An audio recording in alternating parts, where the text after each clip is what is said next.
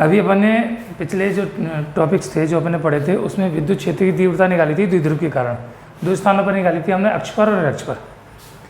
अक्ष पर तीव्रता कितनी थी? तो E = K 2P upon R Q. Vector form में करते तो E vector = 2P vector upon R Q. अक्ष पर निकाली थी तो क्या आई थी? K माइनस का P वेक्टर अपॉन में आर क्यू।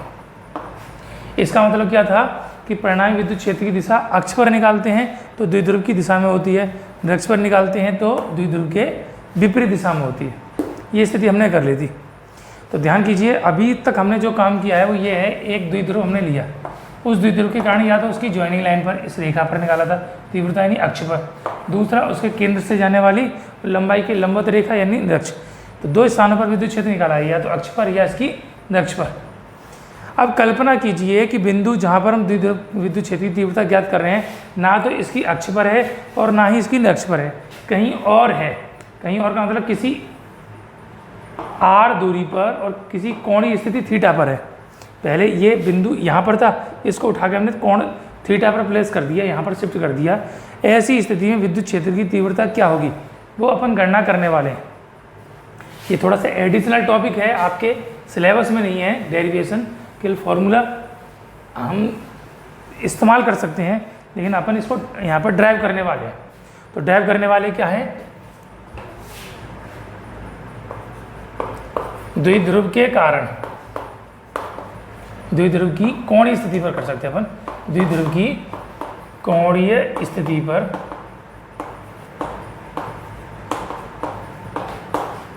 विद्युत क्षेत्र।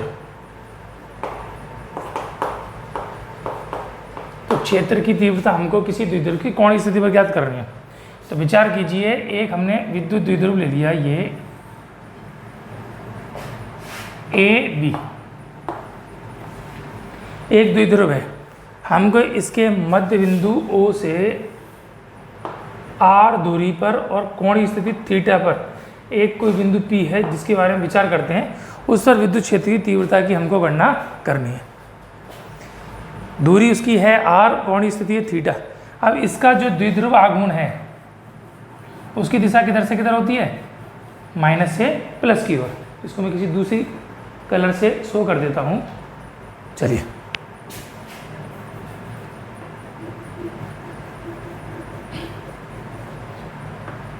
ये द्विध्रुव आघूर्ण है P वेक्टर, ठीक है। अब ये P वेक्टर है, हमको R पर यहाँ पर विद्युत क्षेत्र की तीव्रता की गणना करनी है। तो इस विद्युत क्षेत्र की तीव्रता को हम चाहें तो दो प्रकार से वियोजित कर सकते हैं, यानी घटकों में। तो कैसे घटक होंगे? ये कोण थीटा है तो इस दिशा में इसका जो घटक होगा, किसका? P वेक्टर का, द्विध्रुव आघूर्ण का। तो ये P वेक्टर का घटक मैंने यहाँ लाल से दर्शा दिया समझने के लिए।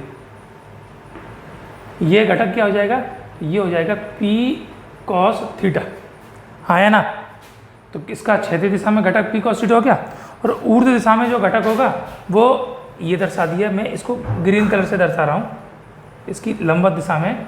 तो ये घटक हो जाएगा P sin थीटा। तो ये घटक किसके हैं? द्विध्रुव आघूर्ण P वेक्टर के। कौन कौन सी दिशा में? तो क्षैतिज दिशा में P cos थीटा और ऊर्ध्व दिशा में P sin थीटा। अब इसको हम ऐसा समझ सकते हैं कि हमारे पास एक द्विध्रुव आघूर्ण P के स्थान पर दो हैं, एक है हमारे पास P cos थीटा और दूसरा है P sin थीटा। तो एक द्विध्रुव आघूर्ण है जो द्विध्रुव है P cos थीटा जिसका आघूर्ण है। अब इसके लिए अगर हम बिंदु P देखते हैं, इसी रेखा पर है, इसी रेखा पर, इसका मतलब कहाँ पर हो गया? इसकी अक्ष पर। तो इसके कारण इसकी अक्ष पर कोई ना कोई तीव्रता होगी, तो हमने मान ली E1 होगी। तो घटक P cos थीटा के कारण तीव्रता कहाँ पर होगी? इसकी अक्ष पर। कहाँ पर होगी? इसकी अक्ष पर, क्योंकि P cos थीटा की उसी रेखा पर है, यानी अक्ष पर है। तो तीव्रता हमने मान ली E1। सूत्र क्या होता है अक्षीय तीव्रता का? अक्षीय तीव्रता का होता है E = K 2P upon R Q. तो कांस्टेंट K 2, P के स्थान पर आघूर्ण कितना है? अब ये P cos थीटा, तो P cos थीटा, या चाहें तो हम इसको ऐसा लिख सकते हैं ये जो घटक है इसको तो हमने मान लिया पी एक्स है, और ये घटक है इसको हमने मान लिया पी वाई है। तो ये हो जाएगा 2px और बटे बीच की दूरी r है तो r क्यू। मान लगा देंगे तो E1 बराबर k, इसको भी 1 की जगह x अक्ष पर मान लेते हैं, मतलब क्षैतिज दिशा में, तो Ex, तो Ex बराबर k 2 px का मान कितना है, तो p cos थीटा और बटे में r क्यू। ये हमने मान लिया समीकरण 1। बात समझ में आ गई। होगा क्या, ये जो p वेक्टर है इसके दो घटक होंगे, एक px और एक py। px घटक के लिए बिंदु p उसकी रेखा पर यानी अक्ष पर है, और py के लिए जो घटक है इसके लिए बिंदु p कहाँ पर है, इसके लंबवत यानी अक्ष पर। तो ये अक्ष पर आ गया, और अक्ष की दिशा कैसी होती है, p की दिशा में, यानी p कौन सा है, p cos थीटा। इस दिशा में हमको मिल जाएगा ये Ex। किस दिशा में, जिस दिशा में p cos थीटा है। अब इसी तरीके से जो दूसरा घटक है, वो दूसरा घटक कितना है, तो घटक p sin थीटा के कारण तीव्रता, मतलब कहाँ पर हो जाएगी वो, अब निरक्ष पर हो जाएगी। तो कितना हो जाएगा वो, Ey बराबर k। निरक्ष की तीव्रता का सूत्र क्या होता है, तो k p upon R Q, p की जगह है py और अपॉन में आर क्यू। py का मान लगा तो k, py का मान कितना है, ये घटक यानी p sin थीटा और बटे में आर क्यू। अब निरक्ष पर जो तीव्रता होती है, जैसे ये अपने निकाला था p है, यहाँ पर तीव्रता निकाली थी r दूरी पर, तो ये जो e वेक्टर था वो p वेक्टर के विपरीत दिशा में होगा। यहाँ पर p यानी जो परिमाण है वो py है, तो py इस दिशा में है, इस दिशा में, तो तीव्रता इसके विपरीत दिशा में होगी। तो इसके कारण जो तीव्रता होगी वो हमारे पास ये Ey हो गई। तो Ex तो होगा p cos थीटा की दिशा में, और Ey होगा p sin थीटा के विपरीत दिशा में। अब बिंदु P पर दो परिणामी विद्युत क्षेत्र हो गए, एक हो गया x घटक के कारण, एक हो गया y घटक के कारण। परिणामी मान निकालना है तो परिणामी क्या करेंगे, वही सदिश योग करना है। अब क्या हो जाएगा, यहाँ पर ध्यान देंगे, अतः बिंदु P पर परिणामी विद्युत क्षेत्र की तीव्रता,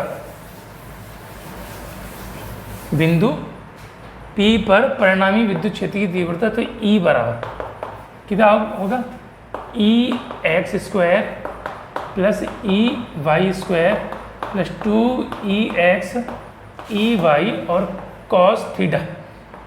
Ex और Ey परस्पर लंबवत दिशा में, तो cos 90 हो गया। ये दोनों एक क्षैतिज दिशा में यानी उसी दिशा में, और एक उसके लंबवत दिशा में, तो क्या हो गया एंगल 90, cos 90 का मान 0, तो ये पूरा पद 0। E बराबर अंडर रूट Ex स्क्वायर बचेगा और Ey स्क्वायर बचेगा। मान लगा दो, Ex का मान कितना है, तो k 2p cos थीटा बटे में आर क्यू, इसका होल स्क्वायर, और दूसरा कितना है, k p sin थीटा बटे में आर क्यू और इसका होल स्क्वायर। तो E बराबर वर्गमूल खोला तो k square 4p square cos square theta बटे में r की पावर 6, ऐसे ही हो जाएगा। तो k square p square sine square theta बटे में r की पावर 6। क्या कॉमन है, तो जो कॉमन है वो ले लेते हैं अपन कॉमन। तो k स्क्वायर कॉमन है दोनों में, p स्क्वायर कॉमन है और r की पावर 6 कॉमन है। ये k square p square r की पावर 6 वर्गमूल के बाहर लेंगे तो क्या आ जाएगा, k स्क्वायर का तो k आ जाएगा, p स्क्वायर का p आ जाएगा और r की पावर 6 का r की पावर 3 आ जाएगा। अंडर रूट के अंदर क्या बचेगा, 4 cos square theta plus sine square theta. E is equal to K P upon R Q, ये है। अब इसको हम क्या ले सकते हैं, ध्यान दीजिए, 4 cos square theta plus sine square theta है, इसमें से एक cos हम अलग कर दें तो 3 cos स्क्वायर थीटा बचेगा, तो 3 cos स्क्वायर थीटा प्लस में क्या बचा, एक तो बचा cos स्क्वायर थीटा और एक बचा sign square theta. cos square theta plus sine square theta किसके बराबर होता है, 1 के बराबर, वैल्यू पुट कर दो। अतः E इज इक्वल टू तो के पी बटे आर क्यू, बाकी 3 cos स्क्वायर थीटा और प्लस में 1। तो ये हो जाता है परिणामी विद्युत क्षेत्र की तीव्रता न्यूटन पर कूलम। कहाँ पर? जब बिंदु P ना तो अक्ष पर है ना ही निरक्ष पर है, किसी कोणीय स्थिति में। अब हम इससे चाहें तो अक्ष और निरक्ष दोनों की विवेचना कर सकते हैं। तो दो केस बन सकते हैं। केस फर्स्ट, जब बिंदु अक्ष पर है, अक्ष पर, तो थीटा का मान कितना हो जाएगा? ये बिंदु P उठा के यहाँ पर रख दूँ तो ये कोण घटते घटते कितना हो जाएगा?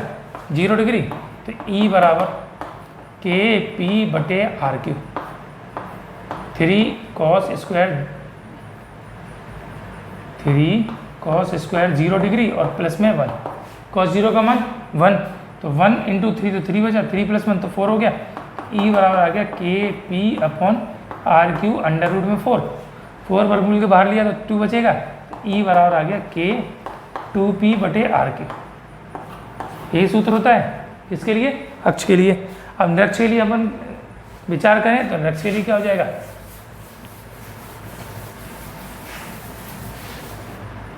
ऐसा ही निरक्ष के लिए सेकंड केस,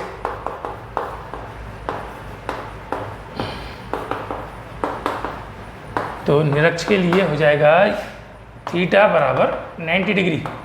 निरक्ष का मतलब है कि बिंदु P यहाँ से हमने उठाया और यहाँ रख दिया, तो ये पूरा कोण बढ़ते बढ़ते कितना हो जाएगा? 90 डिग्री। तो यहाँ पर अब एंगल लगा दीजिए 90 डिग्री। जैसे ही एंगल 90 लगाएंगे तो क्या आएगा? E बराबर KP/RQ अंडर रूट में 3 cos स्क्वायर 90 + 1। cos 90 का मान 0, 0 का मान 3 में गुणा करेंगे तो 0, तो क्या बचा? केवल 1, तो E बराबर 1 बचेगा, तो KP/RQ। तो न्यूटन पर कूलम ये निरक्ष पर होगी, न्यूटन पर कूलम अक्ष पर होगी। तो चाहे तो हम सीधे सीधे इसी फॉर्मूले को लर्न कर सकते हैं, याद कर सकते हैं। KP/RQ 3 cos थीटा + 1, जो कोणीय स्थिति थीटा पे दर्शाता है। 0 है अक्ष पर हो जाएगा, 90 है तो निरक्ष पर हो जाएगा, 0 90 के अलावा है तो वो कोणीय स्थिति थीटा पर उसकी स्थिति आ जाएगी। ठीक, अब परिणामी जो आएगा वो इन दोनों के मध्य में कहीं आएगा, ये E आया। हमने माना इसका इससे जो कोण है वो अल्फा है। अब हमको tan अल्फा निकालना है, तो tan अल्फा और निकाल लेते हैं। तो दिशा कितनी होगी इसकी? दिशा देखेंगे,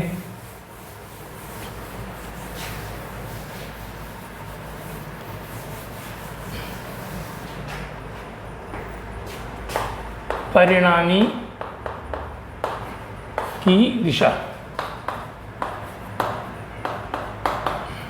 तो दिशा क्या होती है? तो tan अल्फा बराबर B sin θ upon A + B cos θ।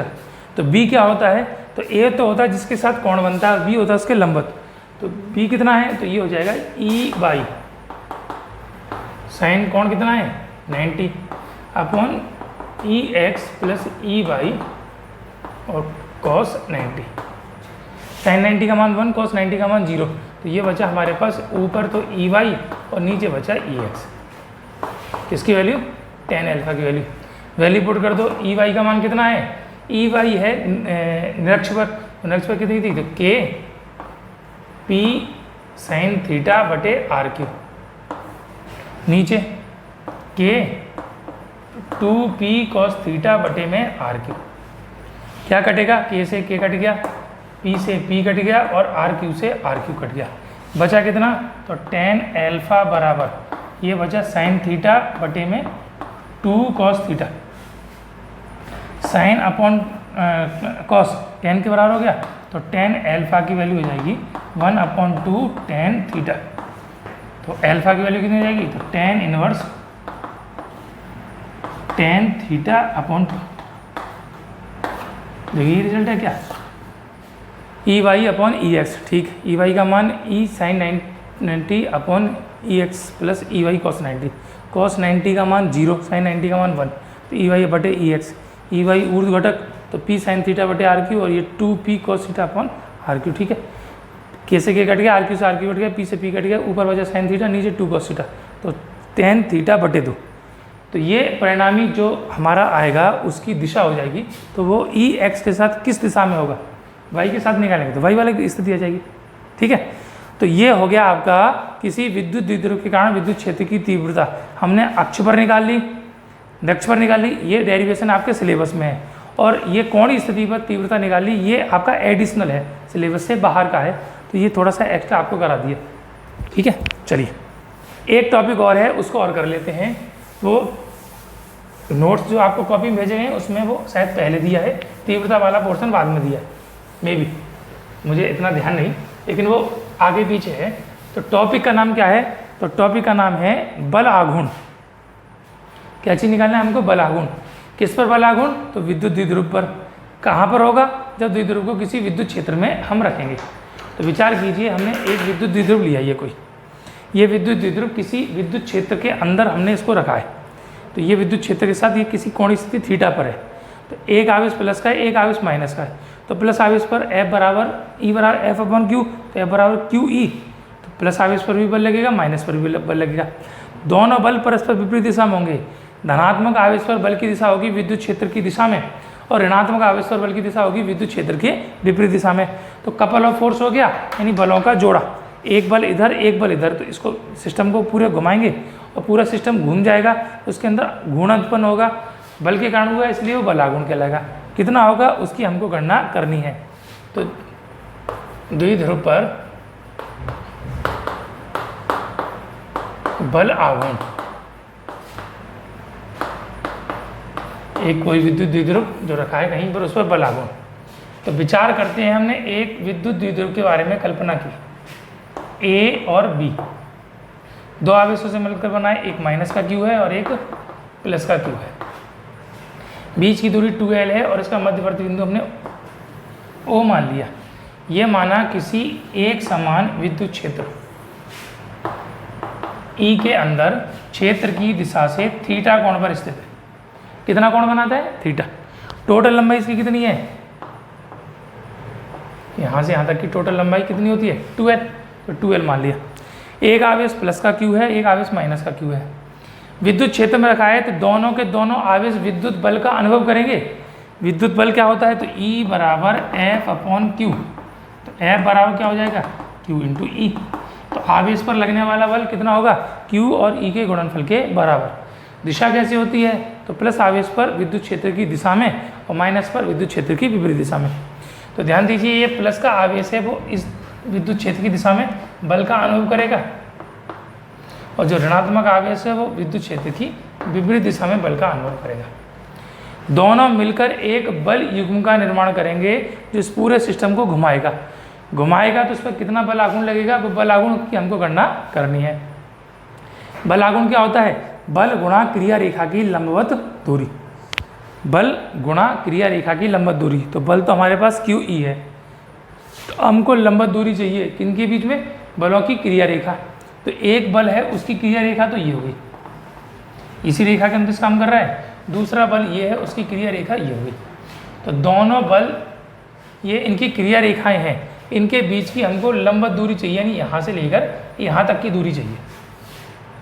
तो हमने मान लिया ये जो दूरी है वो y है। दूरी कितनी है? y। ध्यान कीजिए, ये कोण थीटा है तो ये कोण भी थीटा होगा। ये A माना बिंदु, ये B, इसको हमने C मान लिया। लंबवत है तो ये 90 डिग्री। अब बल आघूर्ण निकाल लीजिए सीधे सीधे। हमको बल चाहिए और लंबवत दूरी चाहिए। तो द्विध्रुव पर लगने वाले बल युग्म का बल आघूर्ण, तो टो से दर्शाते हैं। क्या होता है? बल, और गुणा में किसका गुणा करते हैं? क्रिया रेखा की लंबवत दूरी। बल है प्रत्येक पर QE और लंबवत दूरी हमने मान ली y। y कैसे निकालेंगे? तो त्रिभुज ABC से। तो ध्यान करेंगे, त्रिभुज ये हमारे पास ABC बना, इसमें ये कोण थीटा, ये लंब y है और ये कर्ण 2L है। लंब और कर्ण में क्या संबंध होता है? साइन का। तो साइन थीटा बराबर लंब बटे कर्ण। तो y का मान कितना हो जाएगा? 2L sign theta. तो ये y का मान 2L साइन थीटा अब हम यहाँ पर लगा सकते हैं। अतः टो बराबर QE और गुणा में क्या है? 2L sine theta. Q और 2L को सेपरेट कर दिया, तो टो बराबर 2QL into E sine theta बचा। चूंकि 2QL किसके बराबर है, द्विध्रुव आघूर्ण P के बराबर, तो इसके स्थान में P लगा दो, तो टो बराबर बचेगा PE sin थीटा। तो ये बल आघूर्ण हो गया किस पर, किसी विद्युत द्विध्रुव पर। आघूर्ण है तो मात्रा क्या होगा, न्यूटन इंटू मीटर। अब चूंकि ये सदिश राशि होती है तो सदिश रूप में और लिख दो, तो टो वेक्टर बराबर क्या होगा बताइए, ध्यान देंगे इसमें। तो रिजल्ट क्या है, पी ई साइन थीटा। तो P भी सदिश राशि है, E भी सदिश राशि है, विद्युत क्षेत्र की तीव्रता E का मान भी सदिश होता है और द्विध्रुव आघूर्ण P भी सदिश है, और इनमें आपस में गुणा हो रहा है। तो दो सदिश राशियों का गुणा होने पर उत्तर भी सदिश है, तो उसको सदिश गुणन कहते हैं। और किससे दर्शाते हैं, क्रॉस से। तो ये हो जाएगा P vector cross E vector. कैसे, ध्यान कीजिए, A vector cross B vector क्या होता है, A B साइन थीटा। तो P E sine theta, sine है तो क्या हो जाएगा, ये क्रॉस प्रोडक्ट हो जाएगा, न्यूटन इंटू मीटर। तो ये हो गया आपका विद्युत द्विध्रुव के कारण क्या क्या निकाला हमने, विद्युत क्षेत्र की तीव्रता कहाँ कहाँ पर निकाली, द्विध्रुव की अक्ष पर। रिजल्ट आया K 2P अपॉन RQ। दूसरा निकाला निरक्ष पर, तो निरक्ष पर क्या आया था, तो KP अपॉन RQ, कोणीय स्थिति पर निकाल लिया। तो रिजल्ट कितना आया, KP अपॉन RQ, और रूट के अंदर आया था 3 cos स्क्वायर थीटा प्लस 1। और फिर हमने ये तीनों स्थिति निकाली तीव्रता की, उसके बाद द्विध्रुव पर लगने वाले बलयुग्म का बल आघूर्ण, तो बल आघूर्ण ये आ गया। तो टो बराबर कितना आ गया, PE साइन थीटा, यानी P vector cross E vector. ठीक है, ये पहला लेसन जो आपका है आपके सिलेबस के अनुसार, यूनिट तो है स्थिर विद्युत की, उसमें 4 लेसन है। उसमें पहला लेसन था विद्युत क्षेत्र, तो विद्युत क्षेत्र का पोर्शन यहाँ तक आपका कंप्लीट हो गया। ठीक है, अब आगे से अपन इसके न्यूमेरिकल करने वाले हैं। Thank you.